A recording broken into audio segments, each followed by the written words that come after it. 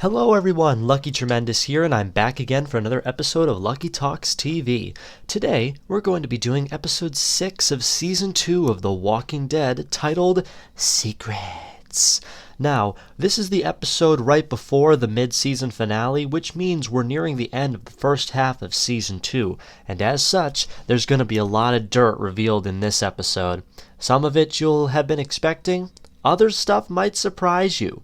We'll just have to see exactly what happens. But I'm still happy to talk to you about it with you guys. Without further ado, let's get to talking about episode 6 of season 2 of The Walking Dead, Secrets. After inadvertently discovering the presence of walkers in the green barn, Maggie begs Glenn to keep it a secret. See, there's going to be a lot of talk of secrets in today's episode. Dale quickly notices Glenn's very much nervousness, and when he talks privately to Glenn, he blurts out about the walkers, as well as the fact that Lori's pregnant. Yeah, Glenn is a terrible liar. He's a nice guy, and usually nice guys are terrible liars, so I really can't blame the guy. He is very nervous and very jumpety. Dale confronts Herschel about the walkers. Herschel believes that they're still alive. Yeah, Herschel only believed what he saw on television. He doesn't know any of the walkers are actually dead people. Because, well, that's the thing. The people inside his barn, including his wife and stepson, are in the barn, and he refuses to kill them after Dale clearly explains how dangerous they are because he still thinks that they can be cured. Going back on what we learned about Herschel in the second episode, he's in denial about the end of the world. He's in denial about his family's death and about how terrible the situation actually is, which isn't really dangerous if you think about it. I mean, the whole world is basically falling apart, and he's trying desperately to hold on to a little bit of hope and a little bit of ignorance. Meanwhile, Rick and Lori argue on what to do with Herschel's demanding them to leave now that Carl is fully healed. They continue to yell and argue with each other throughout the entire episode as it seems like things are about to explode like a shook-up soda can. Rick, Shane, and T-Dog give gun training to both Jimmy and Carl and all of the women on the farm after they beg him to, mostly after Carl steals a gun from the RV. It really does go to show you just how resourceful this kid is. He walked into the RV, grabbed a gun, and left without anybody noticing. But then it definitely shows that Carl is a very gifted shot, hitting most if not all of his targets, while basically everybody else basically either hit or misses, especially Jimmy, the guy who nobody remembers is around because he's just a background character. In fact, he does that thing with the side gun, and of course T-Dog saying stuff like, "Hey man, don't give me none of that gangsta shit." Now see, that is one of T-Dog's funniest moments. It's clear that he's seen very tough times, possibly if he's lived in the badder parts of Atlanta, that he's obviously seen some kind of gun violence, and he knows that no one really shoots like that. It was a dumb thing in movies that's just passed on for generations. But still, funny line. Shane takes Andrea aside to give her some advanced training after seeing how very good she is with shooting. She misses all the cans. She hits better targets. It really is giving credence to the book as well because for many, many years, Andrea was the best shot that the group ever had, hitting such obscure targets. Absolutely amazing. But, of course, she is unable to hit a moving target like a walker or a swinging log. Shane tries to encourage her by yelling in her face to shoot the walker that killed her sister. But it only causes Andrea to storm away. Yeah, I'm pretty sure reminding her of the dead sister that she neglected is really going to make her fight better. Good job, man. Good job. Andrea and Shane then go off to a town after Shane finds a lead on the missing Sophia, maybe that she ran off to an abandoned development of houses.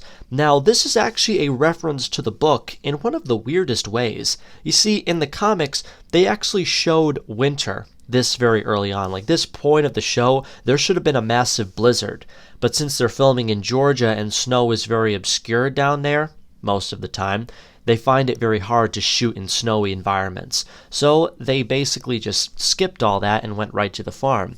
But in a nice nod to the books, they actually went and had Shane and Andrea go to the estates in which Rick and the group stayed at for one issue before they were driven out by walkers. Wilshire Estates. It's actually really awesome, by the way. I really wish the show would do this more often. However, they find it completely overrun with burnt walkers everywhere, realizing that Sophia was never really here to begin with. They do escape after Andrea rediscovers her awesome shooting abilities, and the two subsequently begin an affair after they have sex in Shane's car, to which everyone can see. Awkward. Oh dear. Dale senses something amiss and warns Shane to stay away from Andrea, as well as his suspicions on what really happened to Otis, while he and Shane went searching for the medical supplies and for his obvious contempt for Rick because he brings up that he did see Shane aim his gun at Rick back in Season 1. Remember that? I know what kind of man you are. Shane advertently denies the accusations and even threatens to shoot Dale in the head should he make any more. Yeah, Shane is now very much threatening people. He's really getting kind of unstable. You think I'd shoot Rick? That is my best friend. John Bernthal's acting makes the character so much better. If anyone else had played Shane, this would not be as awesome as it was. Maggie and Glenn go off on another supply run at Laurie's request. She's looking for morning after abortion pills. Yeah, especially nowadays, I'm pretty sure this topic still has not aged well. Maggie and Glenn very verbally discuss the Walker situation on the farm, with Maggie sharing the same attitude as her father, thinking that the Walkers are all still alive, and of course what happened at the well made her sick. At the pharmacy, however, when they go looking for the pills, Maggie is attacked by a walker and almost killed, but of course Glenn manages to kill it by chopping its head off. It was actually kind of awesome. And the CGI is fantastic, especially for a show from 2011. He subdues it, and before it can harm Maggie, the two of them lovingly embrace. And of course, when they get back, Maggie is rightfully pissed at Laurie about almost getting her killed due to her dumbass request. Glenn and the rest of the group for using him as basically... Maggie tells him how it is. The group sees him as expendable, walker bait. That's why they always send him out and they never go outside, only him. But not before she kisses him, which has him be very confused as what's going on. Glenn later tells Laurie that she should tell Rick about her pregnancy very soon. Laurie contemplifies the act of raising a child in this hellish world, and she decides to take the pills. But after a moment of thinking, she runs away from the camp to immediately throw them up. However, while she's gone, Rick sees the pills and goes to find Laurie, and he's extremely pissed, and so is she. They then exchange some of the best dialogue they've had this entire season. They can't leave the camp because Laurie's pregnant, and that Rick is really mad that, she never told him. I mean, I'm gonna try to recall some of this stuff. You want me to bring a baby into this to live a short, cruel life? How can you think like that? We can't protect the son we already have. I mean, this is some great writing. I love this. This ending is one of the best endings of Season 2 of all the episodes. However, after yelling for a long time, Rick finally tells her, or asks her, I should say, is there anything else I should know about? And she finally admits that she slept with Shane before Rick found them. And Rick reveals that he's known for some time. They lovingly embrace as the episode ends. Secrets is an average episode. It does have a lot of great things about it, like the action at the estates, the obvious confrontation between all the secrets finally reaching the surface, the threats and the close-ups between characters like Shane and Dale, Laurie and Rick, Glenn and Maggie, all these great interactions. This is what makes The Walking Dead. But of course it does have its problems, like how preachy the characters can get, how some things are clearly being rushed through so that they can end the first half story before the first half ends. but it's an episode I would definitely watch again.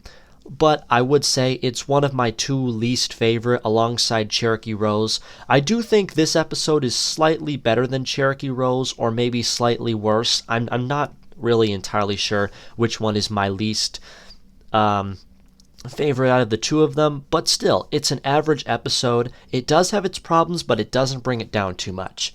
I'm very excited to announce that the next Lucky Talks will be covering live the Season 2 mid-season finale, and I honestly can't wait for you guys, because this episode is one for the record books. I guess I'll see you there. Thank you guys for watching my review of Episode 6 of Season 2 of The Walking Dead. If you like this video, be sure to like, comment, and subscribe for more videos like this from yours truly. And as always, I will see you guys in the next video. Bye-bye!